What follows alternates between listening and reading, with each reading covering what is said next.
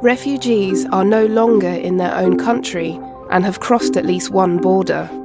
Ongoing conflict may put them at risk if they return, or they are at risk of persecution because of their nationality, race, or sexual orientation, or because they associate with a religion, a social group, or a political opinion.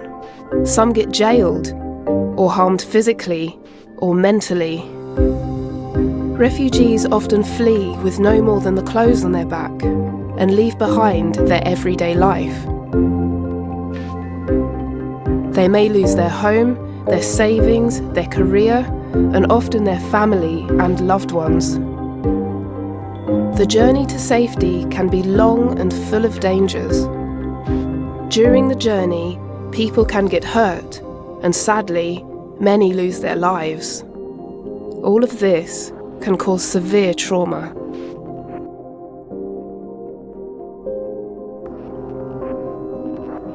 Fortunately, there are international laws to protect refugees. Refugees cannot be sent back to their countries if it puts them at risk. Countries have a legal obligation to let refugees in and protect them. But even in a safe country, life as a refugee can be daunting. Refugees may continue to deal with trauma. Some are separated from their family and long to reunite with loved ones. There may be challenges related to adapting to a new environment. Some refugees can return home if the situation in their country becomes safe enough. Others will remain and integrate in their host countries. With the right support, refugees can successfully integrate and make a new life for themselves. Some refugees eventually even become citizens of their host country.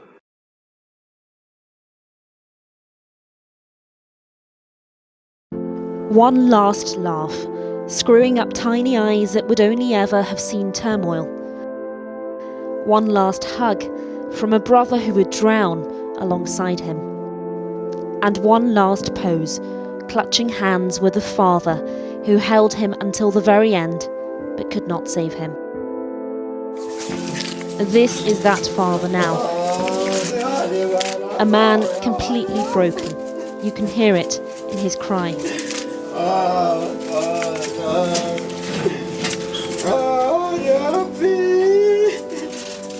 The tiny lifeless body washed up on a Turkish beach was his son. Not the first child in this situation, and unlikely to be the last. But 3-year-old Aylan Kurdi has become a heartbreaking symbol of a crisis. بعدين حملنا حالنا ومشينا بهالبحر مدة 4 دقائق 5 دقائق. We went into the sea for 4 minutes, and then the captain saw the waves are so high, so he steered the boat, and we were hit immediately. He panicked and dived into the sea and fled. I took over and started steering. The waves were so high, and the boat flipped. I took my wife and my kids in my arms, and I realized they were all dead.